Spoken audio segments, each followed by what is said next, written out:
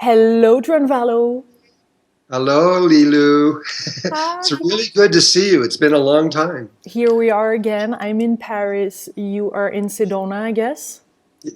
Just outside a few feet. Oh, wonderful. We met in person. I remember in 2011, that video went around the world where I was sitting by your side on the red rocks with my cowboy hat, and we had Yeah. those wonderful conversation. And it's been a while. I haven't spoken with you, and a lot of people are wondering what is Drunvalo up to. So this is kind of a blessing for us to have some news from you and hear how good you looking. You're looking really good. How is Well, life?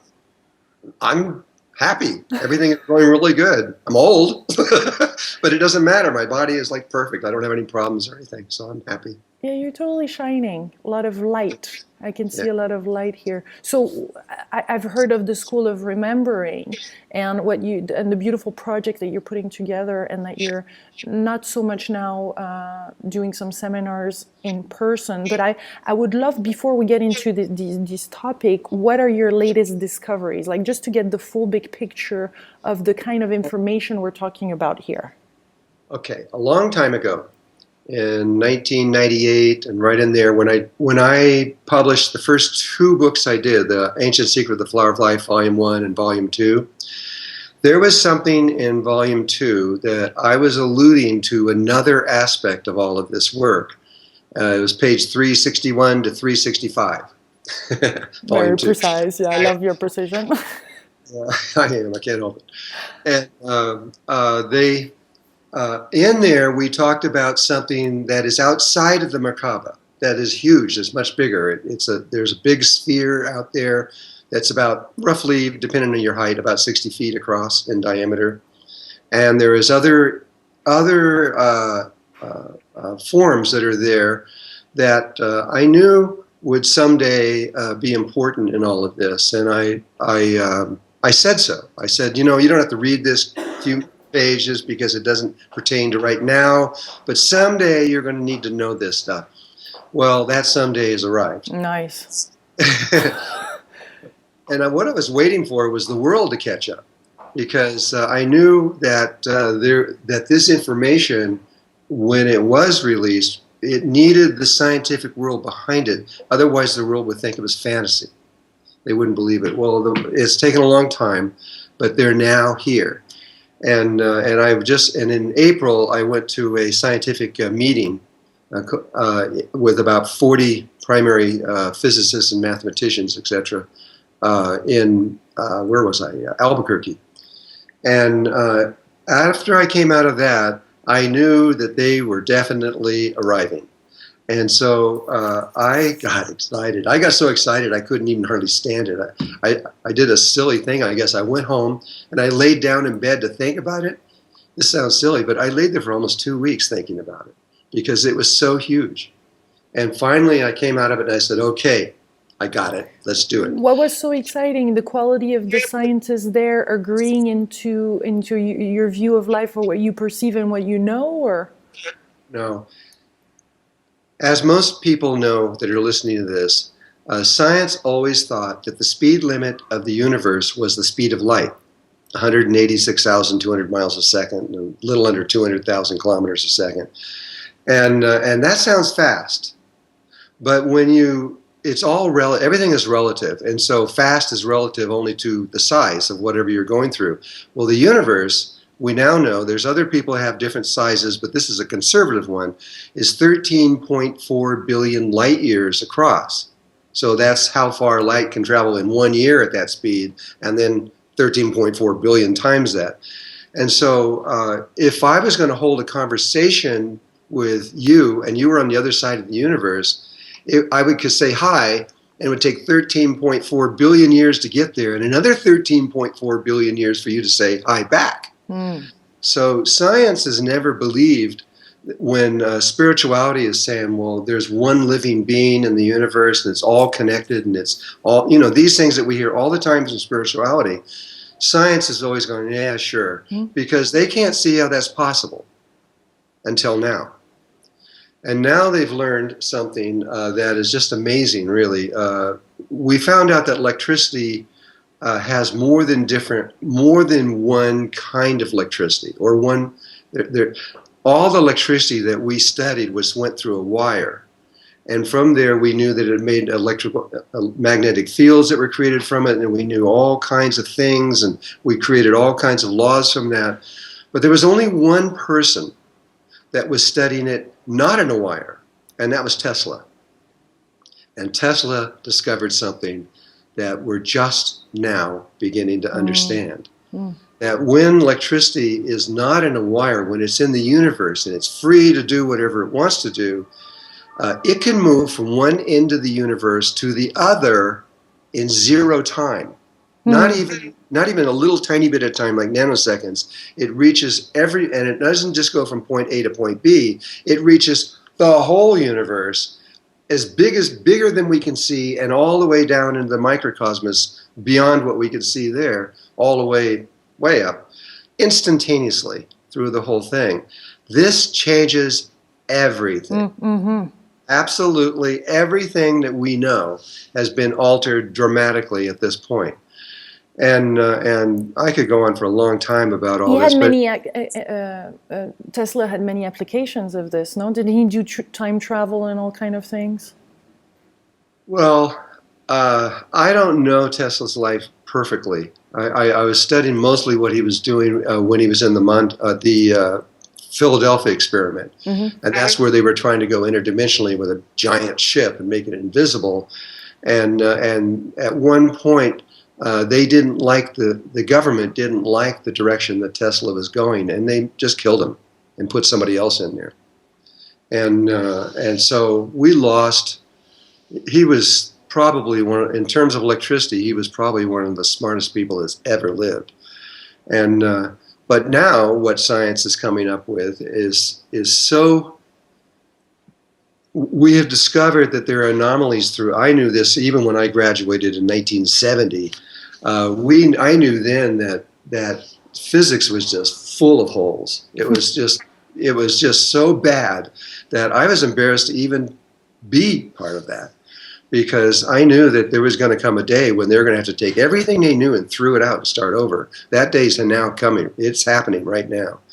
And all the things that we've come up with, special theory of relativity, quantum physics, dark matter, black holes, the Big Bang Theory, all that, it's all going to go. It's going to be everything that especially the public knows about science. It's all going to be thrown out, and it's going to be replaced with a much, much simpler understanding that will explain everything that we know in ways that we didn't know. But those physicists, what I was clear when I was working with them, they were going through the scientific method. They were slowly having to test each little thing to get where they're going. When I saw where they were at, I knew exactly what it meant, because I had a huge advantage over all of them. I knew Mer-Ka-Ba science. I knew what was behind, what was generating all these things. I could see the two just matched perfectly. And from there, I was able to understand how a human being could do what the big things were doing out there in physics. We could actually do the same thing. A single human being could connect with all life in existence simultaneously. And we're not talking here in a near-death experience, because we often hear that when people go into a near-death experience, they're connected to all-knowing and to everything. Tell us more of the implications here. Any human being driving riding a bicycle down the road could be connected to the entire universe in beta, not in any other form, not with any kind of drugs or any kind of anything. You can do this just through breathing. And so we're now putting this into a workshop. We've done 3 of them. We'll do one more in December. I think it's December 1 through 5, I think it is. And that one's going to be streamed out to the world. So if anybody wants to hear what it is in detail, they can. But they have to have had they have to have the not necessary knowledge, or they won't be able to do it. We've already seen Right, that. but each time, like when we spoke, it seems quite complicated, the technology to get there, and it's and you share it in your books and in the seminars. But isn't that getting a little bit lighter now and a little bit more approachable and easy This is something that a human being, if they just sat down and studied for even 1 or 2 months, could actually make this leap into the whole universe. And it's the most exciting thing. I mean, when I was in studying the original, what was in those original first 2 books, that was in the late 60s, early 70s, and I was going through basically a revelation at that time, and I was just practically bubbling off the ground. I was so excited for years, and then that kind of faded away as all this became normal for me. But now I'm right back there again, because I can see that humankind is about to make a leap so huge that I don't even know where it's going to go, but that we are not going to be the same very, very soon. I don't think we'll even make it out of 2015 before we're going to be a transformation that's going to begin to occur. This is incredible. What it is, so you know, specifically, is what was originally discovered in 1908, and then was lost because they didn't know what the heck he was talking about. And then it was discovered in 1969. I forgot who the man's name was. He discovered it in 1969, and they quickly realized that it was Birkeland who had discovered this in 1998. So they're now calling it Birkeland currents. And Birkeland currents move across vast distances. It doesn't even matter how far. The distance doesn't matter, and the time is always 0. And so that means that the whole universe right now is in communication with the whole universe. We aren't, because 13,000 years ago we got a bump on our head and we lost our ability to stay connected to all life everywhere. And so for 13,000 years we've been trying to get back to where we are, and we're now just coming back to where we were a long time ago. And we are now in position to be able to reconnect to all life everywhere. This is like, I don't know how it gets. What is it like? Are you living it right now, Drunvalo? I have learned how to do it, but I can only do it for short times. How long? And so now, for maybe 15 minutes to 20 minutes. But I guess what you're living and when you're in that space, it's not the 15 minutes. The time is not the same anymore. It feels like a very, very long time. And there's one last detail that we need to know how to do, and I think we've just learned how to do it. We're pretty excited about the moment. All the rest of the details have been worked out since April to now. There's been lots of things that we had to understand and be able to live them and breathe them, and each one led us closer and closer to this whole complex. At this point, we have one last little detail to know. And that's what all science is trying to understand. But again, they don't have the advantage that we have. If I had all the drawings and graphics and everything, you could see why we've been able to make really big leaps that they're trying to figure out really fast. Because all this that's going on out there is all Mer-Ka-Ba science. And so why certain things are occurring and that what they're seeing, they're just trying to figure out why, and yet you put it in Mer-Ka-Ba science, you go, oh yeah, of course, this is why. Here's the sacred geometry behind it, and this is what is going on. It's obvious. And so... so it's exciting because the science is finally meeting spirituality. Yes, they are, and that is what I've been waiting for my whole life. I know. Is science and spirituality to come together, because then they can feed each other and they can go, both of them can go beyond both of their problems. This is big because, I mean, all the religions, they all know this, they all say this, but they can't do it. And they don't know how to actually make these transitions. And so this is going to help it doesn't even matter what your religious belief or your spiritual background is. This is going to help everyone. Even if you're an atheist, it's going to help you. And it's going to help us precisely on Earth with the actions and with the day-to-day life as well? Or is this about living in another parallel universe with a different time? No. This is living here Okay, in a good. whole way where we can solve all of our problems so easily because we have the wisdom and the consciousness of the entire universe behind us to tell us how we can solve our problems. And so this is, I know this sounds absolutely insane and crazy. No, I just want to hear more. I think all of us listening, we just want to hear the full thing. Yeah. Well, okay. Well, let's start with the sun and the earth because they're close to us, and we can see this in a mini level from there. We knew that the sun was about 93, 96 million miles away from us, depending on where we are at any one moment. And we knew it took about 8 minutes for light moving at 186,200 miles a second to get to here. We had to wait those 8 minutes. And then it took another 20 minutes for that light to get down to the surface of the Earth before we could actually know or feel the effect of a CME or solar flare or anything like this. Well, in the 1990s, when SOHO came in and they started really examining the sun, we began to see the sun in ways that we were never able to see it before.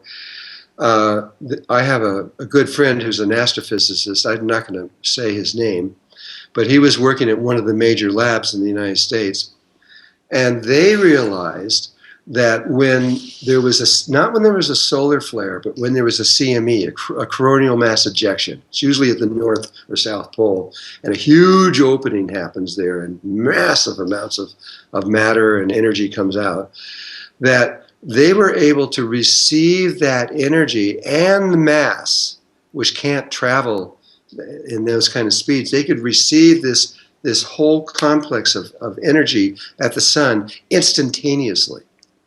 And they couldn't explain it because the physics that they had wouldn't explain that. How is that possible? And but all they could do is mark, well, it's here instantly. Our instruments show it, and they can also see that there's lots of forms of bacteria that would also receive it. They would start going crazy instantaneously when the CME would open up. So they could see it not only with instruments, they could see it with living things, could be able to sense this impact on us at that one moment. Now, what would happen right after that is this, and what we now know, it's an electrical current. It's a very strong, powerful electrical current coming from the sun to the earth in zero time. And then the earth would respond to that.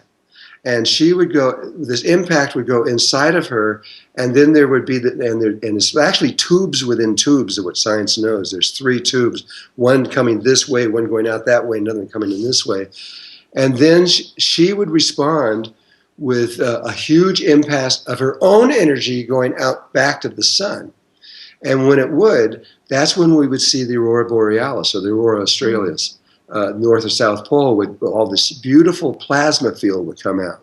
And what's happening is the electrical current that she's sending back to the sun, it passes through water, which is the key to the whole thing. And when it does, the water superheats the electrical current, and so as it's coming out of the surface of the planet, there are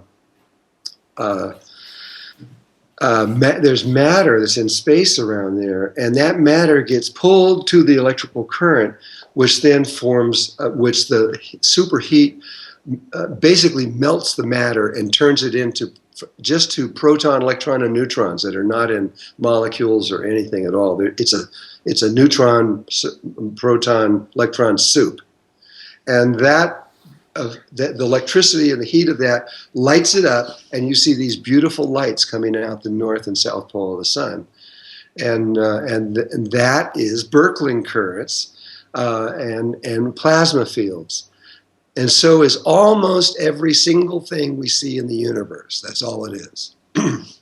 And every single thing that we could try to explain by making up ideas like dark matter and everything else like that, it can be explained simply by this one phenomena. And what it really is on a deeper level, it's cosmic tantra. It's the sun making love with the earth, and the earth making love with them. It's literally sexual energy going through there. That's what's clear when you look at the what's going on. If human beings were to do this, the only way they can do this is through tantra. They can't reach the kinds of levels of energy that are necessary to stream these kinds of things out of our bodies without an orgasm. And so sex is going to become very sacred.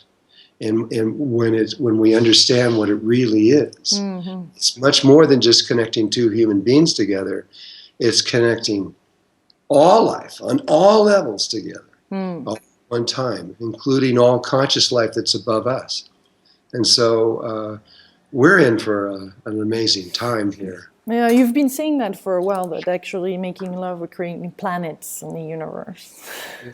I know. Now we can define it scientifically. Uh-huh. It's a whole nother thing, because now you have the world beginning to understand on a physical level, in physics and mathematics, begin to understand how the universe exchanges energy with itself, which is all through sexual energy on all levels. But is it because we know it that it's more accessible now, or because a certain number of people are aware of this, it's going to be more accessible? I mean, there were people who knew this, but in my research around the world, there were only two groups in the world. And one was in South America, in the mountains again. I've talked about them, the Kogi, the Arawakos. They totally understand this. And also the Tibetan Buddhists. They also completely understand what we're talking about. If they're listening to me right now, they go, oh, the rest of the world is finally catching up with them. But there's different ways to access it? You're teaching one way? 3 ways that we know, because that's what we could see. You can use the cosmos to understand what's possible. To map it out, yeah. Yeah, and there are 3 ways that the Birkeland currents move out of planets or stars or galaxies or huge bodies. It's a single stream running out of pure electricity, and that is one possibility. So if you see like a galaxy which looks like a Mer-Ka-Ba, because it is a Mer-Ka-Ba. We could see this in space everywhere. You see these single individuals coming out. But within a human being, if a human being was going to do this, within a human, we are both male and female. Mm-hmm. We're not just male or just female. That's called death. If you go into either one of them, you die. But we're a balance in between ourselves. So we have those polarities within us. And so we can, within ourselves, and with our own lovemaking within ourselves, we can find the balance within these things and stream Birkeland currents. But you can also do this with 2 people, a male and a female. And when that happens, that's sacred tantra. That's what all over the world they've been doing for years and years, for thousands of years. But with sacred tantra, you can link your energies together. And actually, it's more complex. We have a biomagnetic field around our body that's out about 4 feet. And these biomagnetic fields link together and pull you in together, just like you would if you put a magnet on a refrigerator. It links, and you can't even pull it apart. It links you really close together. And at the moment of orgasm, I can't explain this all because it's really complicated. But the stream goes up about 30 feet above your head to another sphere you have there. And as it does, the 2 energy fields wrap around each other. They wrap like a coil going up. They get as close as they can, and also going down out to the bottom. And when they get to the top, if you could see the sacred geometry, around the top of our big sphere that's out at 60 feet or so is an icosahedron and a dodecahedron. An icosahedron is water.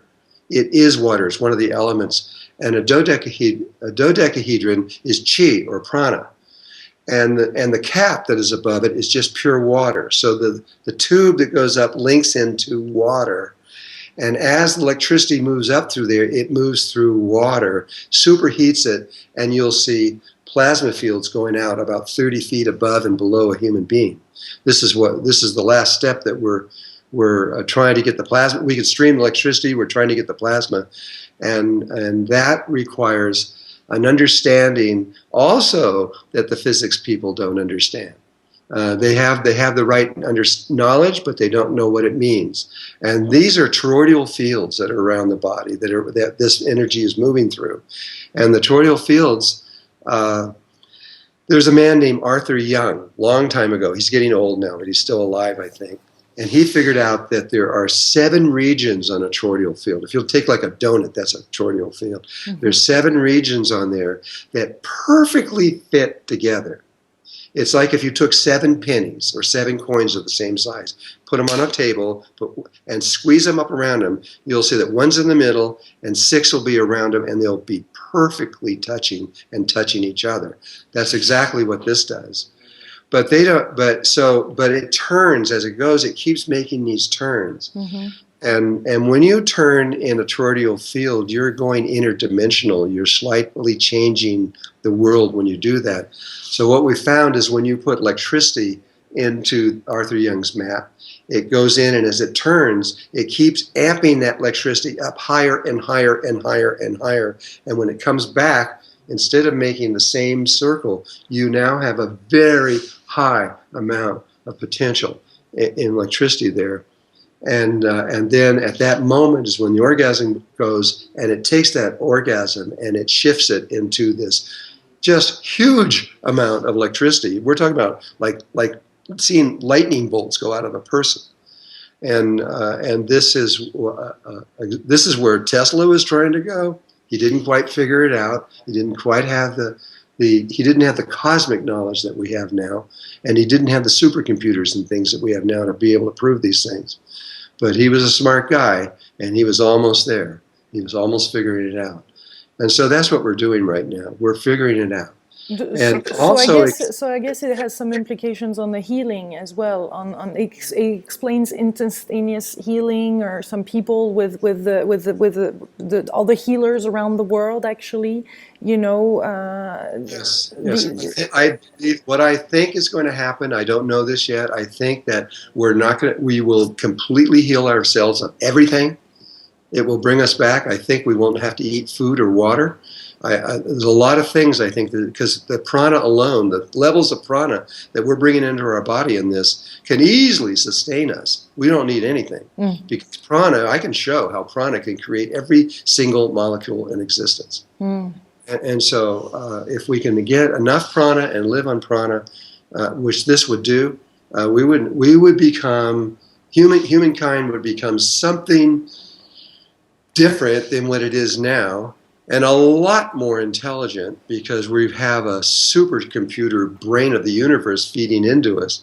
Yeah. We would be very different, and maybe I won't make it, but maybe I will. Yeah, you're looking good to make it. We all do. And so what is preventing this happening, or what is preventing this tipping point, or what is preventing the world to access all this, really? Because I guess there are some forces, or there's some other thing holding it down that is... Okay, on governmental levels, and including the United States government and all around the world, when they first discovered this in 1969 and began to understand that, by 1972, I would say, they knew that what this was going to be the biggest thing that humankind had ever even came close to, and they made it illegal. They also did that with alpha waves at the same time. They also understood that a study of alpha waves makes us a superhuman being also. And actually you have to use both of those things, Berkeley currents and alpha waves, to be able to achieve this level of consciousness. But so what they did is they didn't actually pass a law. They just said everywhere, nobody can study this. Of course they did. The governments did, but they didn't want anybody else to, or universities or anywhere else to study this thing. And so they made it so that you just couldn't get funding. If you wanted to get funding, you couldn't get funding. And so for a long time, it just was impossible. But then the knowledge became so great. And it was so obvious to so many people that were in physics and mathematics and engineering and these kinds of things, that they all began to come together. And they all began to prove things that were way beyond what we know now. And they came together as a group, and it's called the Electric Universe. And so if you want to go onto the internet and connect with the Electric Universe, you can get all this mathematics and everything else and begin to understand what this is all about. And so this is this is going to happen. Regardless, there's nothing holding back now. Let me just tell you like one little detail. Yeah. This is just one detail in all of this that they have been able to find. And right now we look at the stars and we think they're gas. We think our sun is a gas field of hydrogen and that hydrogen molecules come together and form an atomic explosion and everything. And this is what we believe is true. We were solid believers this is true. It is not true. It is proven to be false. And what it is there was a man, I forgot his name right now. It was 1856. He was the one who figured out the black box theories. And when he made the mathematics around all of this, which is you're trying to see inside of an object that you can't see in, like a star, he dusted the inside with what do you call it, soot, which is carbon. And nobody thought that made any difference in anything, because when they do that, then you get this consistent law that they thought was an absolute fact. And then they could use that. It was Planck who came in and used that mathematics and tied it to his mathematics and was able to then come in with Planck's law that was able to see inside of stars and galaxies and all kinds of things. Well, now there was a man from Ohio State University. His name was, I don't have it right in front of me, it's Pierre-Marie Rotai, something like that. And this guy's pure genius. I put him on the same level, at least, of Einstein. And basically, he's just proven that all Einstein's theories are wrong. So, I mean, he went past him. And then lots of other scientists, too, because they were all building on each other, and they were all building on things that weren't true. And so now, he actually presented this in 2002, and the rest of the world thought he was insane. But it's too strong now. It's way too strong. He's now can show that the sun is a liquid, and he can prove it, and it's beyond proof, and which changes everything that we know about stars and everything we thought was true out there. We got to throw it all out and start over. But we couldn't really prove it until we put these two new satellites in November of 2013, and those two satellites are now measuring the Earth's magnetic field, because we believe that the magnetic field is going to reverse itself any minute. And You've so been saying this for a long time, yeah. Yeah, I know. Well, now they're up there and they can see that this is really happening. But one of the things they did is they have special cameras that are aimed at the sun. And these are really amazing cameras, and they can see things that they never could see before. And so Pierre-Marie took this photograph, and he shows that when a solar flare goes off, you see the coming out of the sunspot, and it comes up into the air, but gravity pulls the mass back to the surface. If it was a gas, it would just pass through the surface of the sun. And now, so they now aim the camera down at the surface, and you see the solar flare coming up and going in, and it doesn't pass through it. It hits the surface, and it forms rings. Like if you were in a pond of calm water and you threw a rock in, you'd see these rings going out from there. And that is exactly what you saw, only they're millions of meters long, and they're huge. And so we now know that the sun is a liquid, and that it disproves all this Planck's theory stuff. And so we got to start over. And we have to understand how light can get from the sun to the earth instantly, and it can get the light from any star is reaching our star instantly, not in the light years that we thought it took to get there. There are other things going on in our universe, and so this is exciting. I mean, people could, especially when you realize that all of this information that's going on out there can be applied directly into an individual or two human beings, and to finish that thing, it's also three human beings. You can have it can be. It's not a threesome like you would think. It's mother, father, child. Uh-huh. It's a proton, electron, and a neutron. The two people that are doing the polarity through sexual energy, they wrap themselves around the neutral person, which is the child. This is how enlightenment and immortality first started, if you read my book. And the very first people that did that in Lemuria, they did it by having a baby. Now I understand how they did it. It's one of the three forms that you can do. You can either do it by yourself, you can do it with another person, or you can have a baby with another person, and that will also make you and the baby immortal. I mean, this opens a lot of chapters, I mean, this is so cool. But what do you think of Nassim? I just had a thought, because you know Nassim Haramein. What do you think? Because a lot of people are talking about his work right now. So what is your point of view? I'm not following exactly what he's doing right now. Nassim's work is a summation of many other people. It's not really his work. Okay. And so, I mean, let's get that clear, because there's lots and lots and lots of people that he's borrowed from, but it's not said that he did. And so the summation of whatever work he comes up with is a summation of many other people. And some of the work that he's doing is awesome. It's really, really good. But where it's leading to, I'm not really sure. I haven't followed it for at least a year now. So I don't know. Okay, so just to finish this conversation that could go on for hours, and I know there's a lot of more material on your site, but where is this, if we can summarize it, where this is heading, what it means to human being, to our daily lives, to all of that on a practical level, keeping it practical, what does that mean? Let's start over with another one. And that is, we have joined with HeartMath out of Stanford.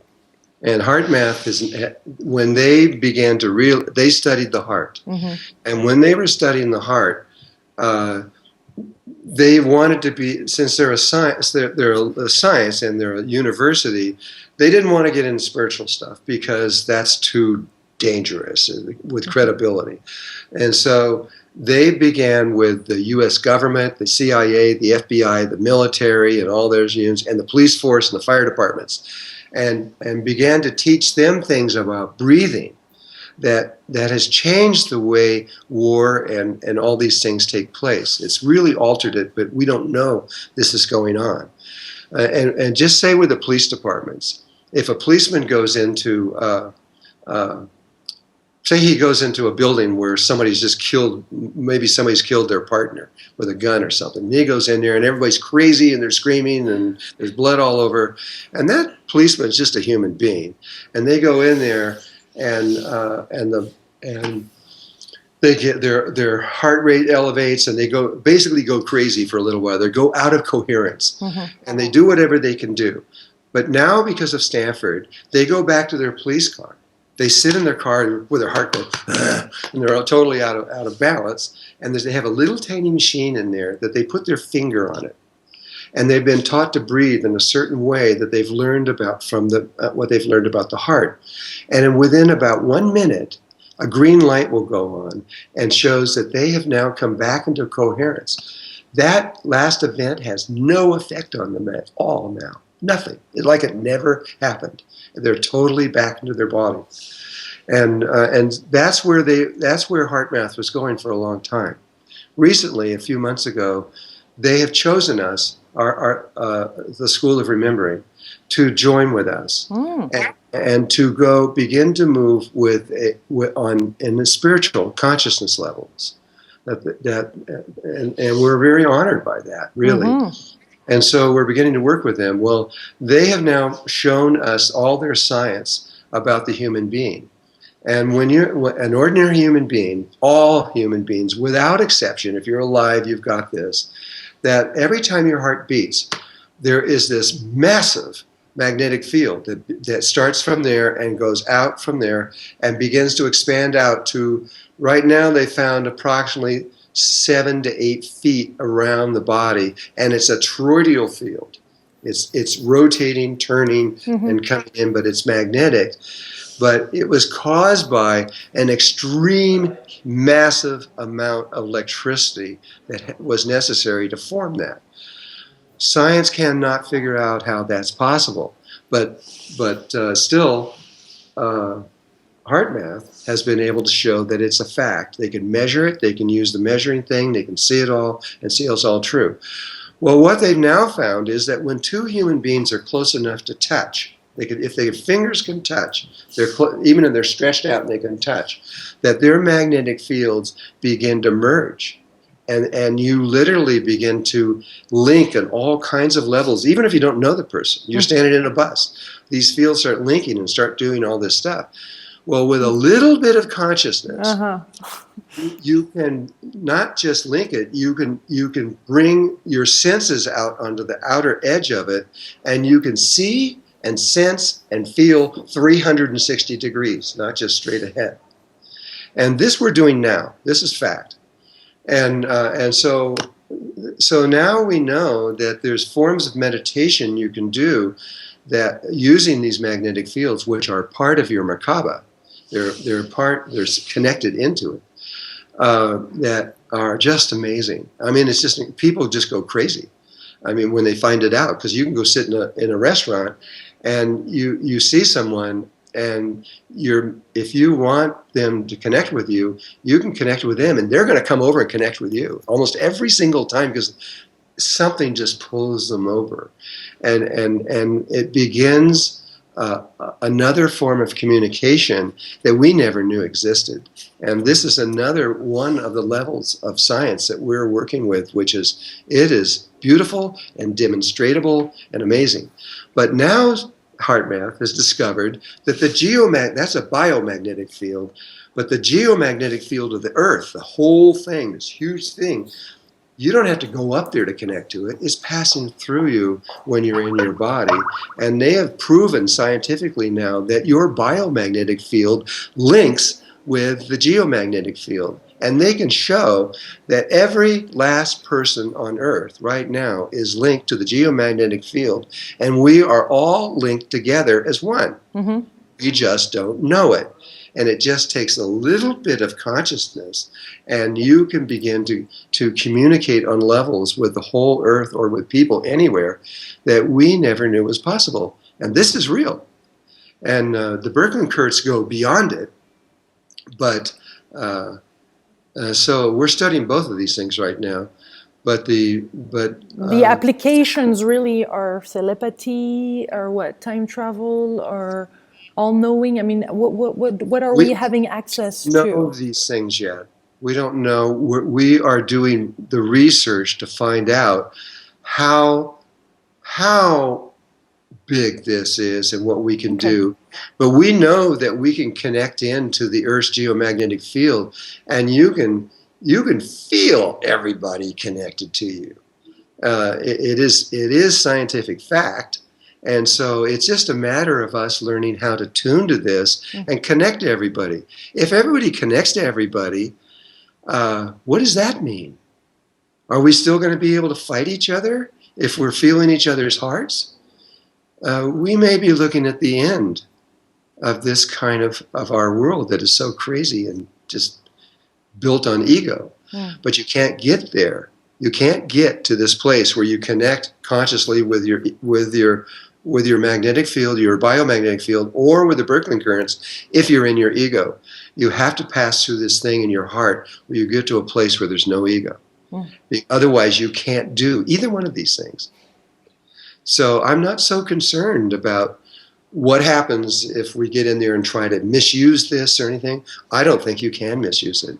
And I think that Mother Earth and Father Sky has a long time ago made it this way. There's one little tiny question I have before we finalize, we finish this interview regarding, you I think you mentioned in some of your teachings that there is this one thing that we can do where you can decide to disappear and boom, you're off.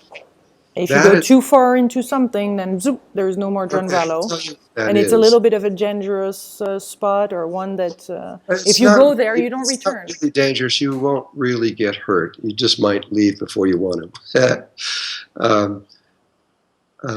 We taught a very specific form of meditation. This meditation came directly from the Ascended Masters. There are about 8,000 of them alive. Maybe it's gone up higher now. It may even approach even 9,000. But there's a specific number of them. And over half of them use this method that we're going to talk about. And so we know it works. And we know that anybody that knows how to get in and knows how to connect all the glands in their head, and it's a teaching that you have to do. And you can go through the school of, anybody can go through the school of remembering and get that. Mm-hmm. And so there is a way where when you're in a very specific area of your heart consciously, it's in the Vedas 6,000 years ago, they called it the tiny space, so we call it the tiny space too. And when you're in that spot, you can make a link directly to the heart chakra, and from there you'll find that there is another heart on this side of your body, but it is fourth dimensional, not third dimensional. And that's talked about in Hinduism, like Ramana Maharshi, for example, thousands of years ago also. So it's not, or hundreds of years ago. It is just another way of perceiving. And so from there you can go over there, and when you do, you can make these 290-degree turns, and when you do, it connects you to the center of the galaxy, at which point the galaxy will bring you and your body into the next level of existence and place you perfectly there. And it's worked for thousands of people, and it'll work for anyone that wants to do that. But what this new thing we're doing is that we have been told that we can do this. Maybe not very many people will be able to do it, but we can do this. And so I've completed that body of work, and the School of Remembering is a totally finished thing. They don't need to know anything else. But we're now starting on something brand new. And Yeah. How is that going to be called? Right now we're calling it beingness. The way to do is to be. It's about being, not if you want to do anything, it's all about essence. And if you become it in that essence, you can create anything or do anything in your life, achieve anything you want without even lifting a finger. It's all about it being in alignment with the universe. And so we may change the name of that. I don't know later, because we just, in the process of learning that, that's when we learned about the Berkeley currents. And so awesome. I don't know. Well, thank you, Drunvalo, for taking the time and answering all my questions. I'm sure all the beautiful co-creators watching this video have tons of questions for you, and I'm sure, as usual, you'll know how to answer them or do your Google Hangouts or some more videos, etc. So thank you for taking the time to do this video. All right. Thank you, Lilou. Thank you. Thank you. Until next time. Okay. Bye-bye.